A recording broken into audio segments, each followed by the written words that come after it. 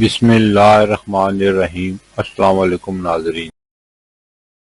برصغیر میں زندگی کی گاڑی کو آگے بڑھانے کے لیے 3 طرح کے کیلنڈر دیکھے جاتے ہیں، جن میں عیسوی کیلنڈر، اسلامی کیلنڈر اور بکرمی یا دیسی کیلنڈر۔ عیسوی کیلنڈر کے حساب سے 21 مئی 2025 دن بدھ کا پاکستان، بھارت، بنگلہ دیش اور دیگر ممالک میں ہجری یا قمری کیلنڈر کے حساب سے 23 ذی القعدہ 1446 ہجری دن بدھ کا، سعودی عرب اور دیگر خلیجی ممالک میں 24 ذی القعدہ 1446 ہجری دن بدھ کا، سعودی عرب اور دیگر خلیجی ممالک قمری کیلنڈر کے حساب سے ہم سے ایک دن آگے ہیں۔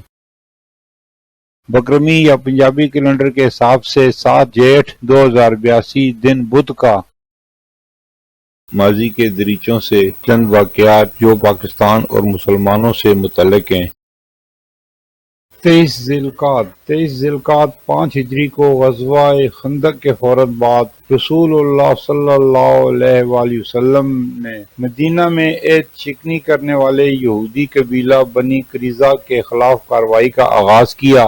اس دن نبی کریم صلی اللہ علیہ وآلہ وسلم 3000 صحابہ کے ساتھ ان کے قلعے کا محاصرہ کرنے کے لیے روانہ ہوئے اور عصر کی نماز قلعہ بنی قریظہ کے قریب ادا کی۔ مدینہ کے اندر ایک قبیلہ بنی قریظہ رہتا تھا جس کے ساتھ مسلمانوں نے امن کا معاہدہ کر رکھا تھا۔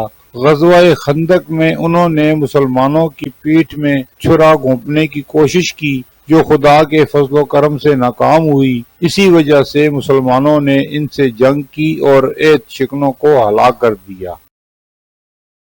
21 مئی 1864 روس نے قفقاز میں چرکس مسلمانوں کی جنگ کے خاتمے کا اعلان کیا اور لاکھوں مسلمانوں کو جلا وطن کیا۔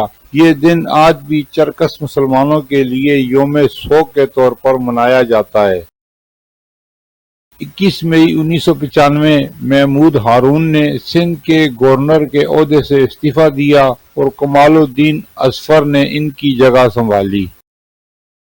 21 مئی 2015 پاکستان اور چین کے درمیان اقتصادی راہداری منصوبے پر اہم پیش رفت ہوئی جس کا مقصد دونوں ممالک کے درمیان تجارتی روابط کو مضبوط کرنا تھا۔ 21 مئی 2018 الیکشن کمیشن آف پاکستان نے عام انتخابات کے شیڈول کا اعلان کیا جس کے تحت انتخابی مہمات کا آغاز ہوا۔ 21 مئی 2023 ایران اور پاکستان کی سرحد پر ایک دہشت گرد حملے میں کچھ ایرانی سرحدی محافظ ہلاک ہوئے۔ 21 مئی 2023 وزیراعظم شہباز شریف نے 9 مئی کو پاکستان کی تاریخ کا سیاہ دن قرار دیا اور کہا کہ اس دن کے واقعات میں ملوث افراد کو انصاف کے کٹہرے میں لایا جائے گا۔ پھر ملیں گے اگلی ویڈیو میں، جب تک دیجیے مجھے اجازت، اللہ حافظ۔